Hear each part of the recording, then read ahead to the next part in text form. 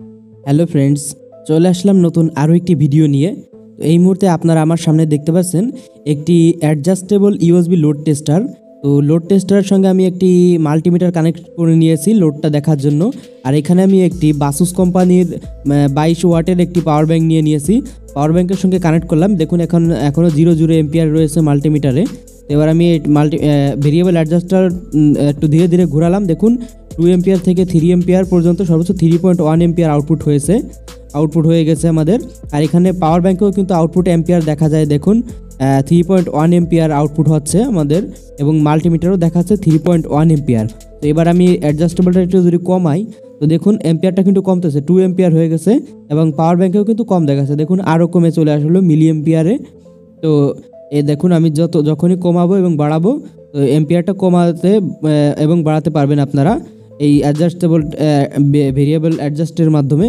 তো আজকের ভিডিওতে আপনাদেরকে তৈরি করে দেখাবো এইটাই, কিভাবে আপনারা এরকম একটি কাস্টম ইউএসবি লোড টেস্টার তৈরি করবেন। খুব সহজে তৈরি করে দেখাবো। চলুন ভিডিও শুরু করা যাক। তো ফ্রেন্ডস, সর্বপ্রথম আমি এরকম একটি হিট সিন নিয়ে নেব, এবং হিট সিনের উপর আমাদের এরকম একটি ট্রানজিস্টর প্রয়োজন হবে। আমি এখানে P55NF একটি ট্রানজিস্টর ব্যবহার করতেছি। এটি একটি NPN ট্রানজিস্টর। আপনারা এখানে চাইলে যে কোনো ট্রানজিস্টর ব্যবহার করতে পারেন, NPN ট্রানজিস্টর। তো এটা আমি এভাবে হিট সিনের সঙ্গে আগে মাউন্ট করে নিলাম একটি নাট দিয়ে শক্ত করে। ফলে আপনারা হিট সিন পেস্টও ব্যবহার করতে পারেন। এবার আমাদের এরকম ধরনের একটি 100K রেগুলেটর বা পট এর প্রয়োজন হবে। অবশ্যই আপনারা এখানে 100K ব্যবহার করবেন, 100K নিচে কেউ ব্যবহার করবেন না।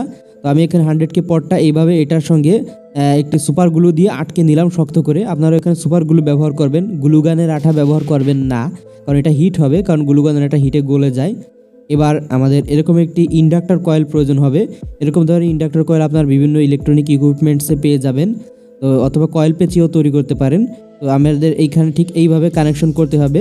তো আমি এখানে কানেক্ট করে নিয়েছি ট্রানজিস্টরের ইমিটার পয়েন্টে এবং রেগুলেটরের বাম কোণার পয়েন্টে। দেখুন সোল্ডার করে নিয়েছি। এবার আমাদেরকে রেগুলেটরের যে মাঝের পয়েন্টটা রয়েছে আর ট্রানজিস্টরের যে বাম কোণার পয়েন্ট অর্থাৎ বেস পয়েন্ট, ওইখানে আমাদের একটি জাম্পার ওয়্যার দিয়ে শর্ট করে দিতে হবে। ভিডিওতে আপনারা যেরকমটা দেখতে পাচ্ছেন আমি শর্ট করে নিয়েছি।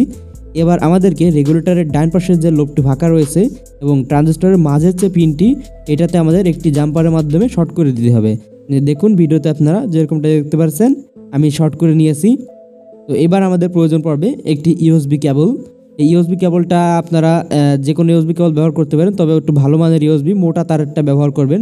এখানে আমি একটি ইউএসবি পিনের সঙ্গে দুটি মোটা ভালো তার ঝালাই করে নিয়েছি, নিজেদের তৈরি একটু ভালো তারের মাধ্যমে আমি একটা তৈরি করে নিয়েছি এটা, যাতে আমাদের এটা দিয়ে একটু ভালো এম্পিয়ার প্রবাহ হবে, যাতে তারটা পুড়ে যায় না হয়ে যায় তার জন্য। তো ইউএসবির যে পজিটিভ এবং নেগেটিভ তারটা রয়েছে, এটা কিছুটা এরকমভাবে কানেকশন দিতে হবে। দেখুন কোথায় আমি কানেকশন করেছি, রেগুলেটরের বাম পাশের পিনে নেগেটিভটা এবং ট্রানজিস্টরের মাঝের তারে আমি মাঝের যে পিনটার ওইটা এখানে যে পজিটিভটা আমি কানেকশন দিয়েছি, নেগেটিভটা রেগুলেটরের বাম পাশে এবং পজিটিভটা ট্রানজিস্টরের মাঝখানে কানেকশন দিয়েছি ইউএসবির যে পাওয়ার সাপ্লাই কেবল। তো এটাই হলো আমাদের পাওয়ার সাপ্লাই। আমাদের সমস্ত কিছু তৈরি হয়ে গেছে খুব সিম্পলভাবে। এবার একটি পাওয়ার ব্যাঙ্ক নিয়ে নেব। এই হলো বাসুস কোম্পানির একটি পাওয়ার ব্যাঙ্ক। এটা 22.5 ওয়াটের একটি পাওয়ার ব্যাঙ্ক, খুব ভালো মানের একটি পাওয়ার ব্যাঙ্ক। এটা দিয়ে আপনাদেরকে লোড দিয়ে দেখাবো। তো এটা এই মুহূর্তে পাওয়ার ব্যাঙ্কটাতে চার্জ শো করতেছে 97%।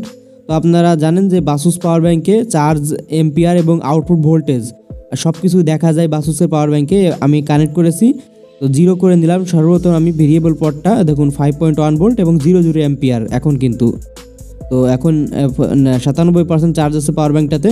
তো 5.1 ভোল্ট এবং 0 এম্পিয়ার আউটপুট হচ্ছে। এবার আমি এই ভেরিয়েবলটা একটু ঘোরানোর পর দেখুন আমাদের লোডটা কিন্তু বাড়বে আস্তে আস্তে। দেখুন লোডটা বাড়তেছে কীভাবে, 3.1 এম্পিয়ার পর্যন্ত চলে গেছে, কিন্তু আমাদের লোডটা বেড়ে 3.1 এম্পিয়ারে চলে গেছে।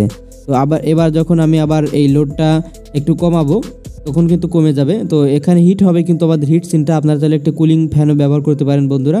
তো লোড চলা অবস্থা আপনার হিট সিনে হাত দিবেন না। দেখুন আমি লোডটা কমিয়ে দিলাম, আমাদের লোড কিন্তু কমে যাচ্ছে। দেখুন এম্পিয়ার ডিসপ্লেতে শো করতেছে, যেরকমটা আপনারা ভিডিও শুরুতে দেখছিলেন। আমরা যখন কমাবো তখন লোড কমবে এবং বাড়ালে লোড বাড়বে। দেখুন একটু শর্ট কেবলের মাধ্যমে কানেকশন করেছি, আপনারা তারটা এখানে বেশি বড় রাখবেন না।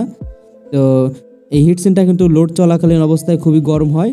তো বন্ধুরা এই ছিল আজকের এই পাওয়ার ব্যাঙ্ক তৈরি প্রসেসটা। তো কারো যদি ভিডিওতে কোনো কিছু বুঝতে অসুবিধা হয়ে থাকে বা আপনার যদি অন্য কোনো বিষয়ে কোনো ভিডিও প্রয়োজন হয়ে থাকে তাহলে অবশ্যই কমেন্টে আপনার মতামত জানাবেন। আমি আপনাদেরকে কমেন্টে রিপ্লাই দেবো এবং আপনাদের কমেন্টের ভিত্তিতে আমি পরবর্তী ভিডিও নিয়ে আসার চেষ্টা করব।